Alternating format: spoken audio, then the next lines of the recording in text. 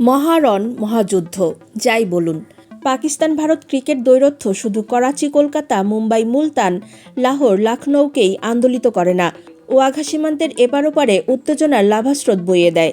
সেই উত্তেজনায় স্পর্শ করে উপমহাদেশকে, গোটা ক্রিকেট বিশ্বকে। এই ম্যাচের অর্থমূল্য থেকে বোঝা যায় এটি নিছক কোনো ম্যাচ নয়, সোনার ডিম পাড়া হাঁস।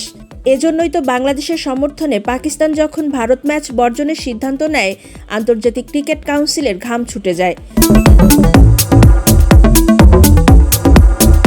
ভারতীয় গণমাধ্যমের খবরে বলা হয়, ভারত পাকিস্তান ম্যাচ না হলে ক্রিকেট বিশ্বের ক্ষতি হতো $174 মিলিয়ন, বাংলাদেশি মুদ্রায় যা 2190 কোটি টাকা।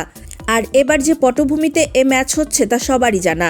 নাটকীয় ঘটনাপ্রবাহের স্রোতে ম্যাচটি হারিয়ে যেতে বসেছিল।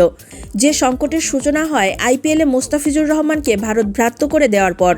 নিরাপত্তা শঙ্কায় বাংলাদেশের ম্যাচগুলোর ভেন্যু পরিবর্তনের আবেদন আইসিসি অগ্রাহ্য করার পর। ফলে বাংলাদেশ বিশ্বকাপ থেকে নিজেদের সরিয়ে নেয় এবং পাকিস্তান তার সমর্থনে ভারত ম্যাচ বয়কটের ঘোষণা দেয়। শেষমেশ বিসিবি, পিসিবি ও আইসিসির মধ্যে লাহোরে ত্রিপাক্ষিক আলোচনায় বরফ গলে, পাকিস্তান খেলতে রাজি হয়।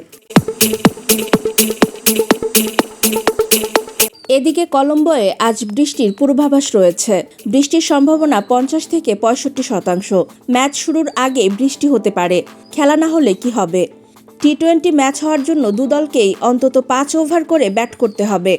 আজ যারা জিতবে তারা টি-20 বিশ্বকাপের সুপার 8-এ পৌঁছে যাবে। পরাজিত দলকে অপেক্ষা করতে হবে। গ্রুপ পর্বের ম্যাচের জন্য রিজার্ভ ডে নেই, তাই সোমবার ম্যাচ হওয়ার সুযোগ নেই।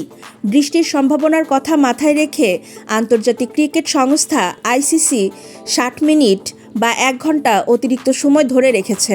বিশ্বকাপের প্লেয়িং কন্ডিশন অনুযায়ী এর মধ্যে গ্রুপের খেলা শেষ হতে হবে।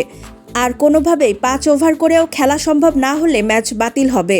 সেক্ষেত্রে ভারত ও পাকিস্তান দুদলই 1 পয়েন্ট করে পাবে। তাতে দুদলের পয়েন্ট হবে 3 ম্যাচে 5। দুদলই সুপার 8-এ চলে যাবে। কারণ গ্রুপের বাকি 3 দল আমেরিকা, নামিবিয়া ও নেদারল্যান্ডসের পক্ষে 5 পয়েন্ট পাওয়া সম্ভব নয়।